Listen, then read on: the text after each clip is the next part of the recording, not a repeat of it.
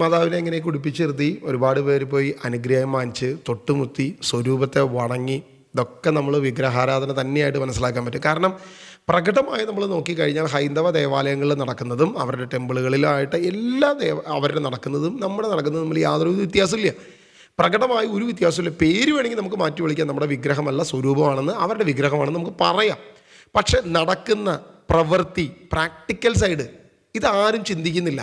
Practical സൈഡിൽ രണ്ടും ഒന്ന് തന്നെയാണ്, ഒരു വ്യത്യാസമില്ല. നമ്മൾ എത്ര ന്യായീകരിച്ചാലും നമുക്ക് നടക്കത്തില്ല. കാരണം അവരവിടെ തൊട്ടുമുത്തുന്നു, നമ്മളും തൊട്ടുമുത്തുന്നു. അതിൽ നിന്നും എന്തോ തൊട്ടുമുത്തുമ്പോൾ എന്തോ ഒരു അനുഗ്രഹം കിട്ടുന്നു എന്ന് വിചാരിക്കുക. ഇനി കൊന്ത ലേലം ചെയ്യുക. നിങ്ങൾ ഈ ലേലം ഒന്ന് ശ്രദ്ധിക്കുക കേട്ടോ. കൊന്ത ലേലം ചെയ്യുക. 2 തരത്തിലുള്ള കൊന്തയാണ്.